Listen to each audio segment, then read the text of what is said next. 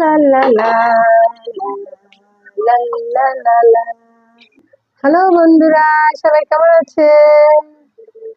আমি চলে এসেছি মিতা প্রতিদিনকার মতো।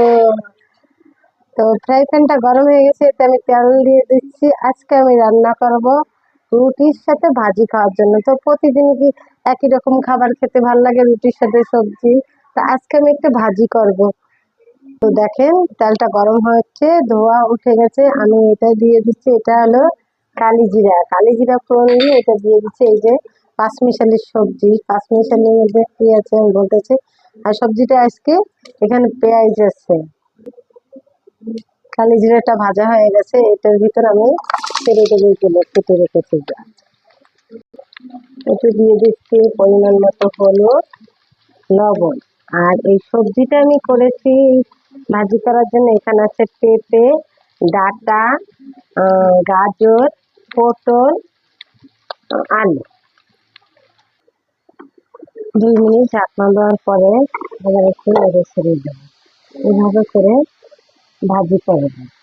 আর অনেকেই ডাঁটা পছন্দ করেন না, আমার হাজবেন্ডও পছন্দ করে না, কিন্তু তাকে তো ডাঁটা খাওয়াতে হবে। ডাঁটা কিন্তু আমাদের শরীরের জন্য অনেক উপকারী। তো দেখেন ডাঁটাগুলোকে আমি অনেক পাতলা পাতলা করে কেটেছি, এগুলো সুন্দর নরম হয়ে যাবে। তো বন্ধুরা, আমার এটা হয়ে গেছে। আমি এখন একটু ধনিয়া পাতা কেটে নেড়ে ছেড়ে নামিয়ে ফেলবো। তো বন্ধুরা, আমার হয়ে গেছে। দেখেন কেমন সুন্দর হয়েছে, একটু সবুজ সবুজ কালার, মানে কালারটা অনেক সুন্দর হয়েছে। আপনারা প্রয়োজন মতো ঝাল দিবেন, আমরা একটা মরিচ দিয়েছি।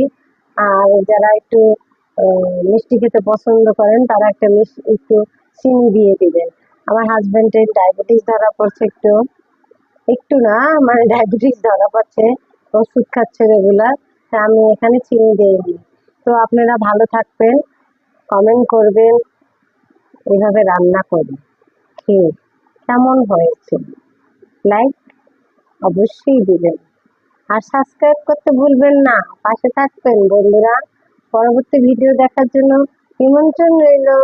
বাই, আপনাদের অপেক্ষায় রইলাম।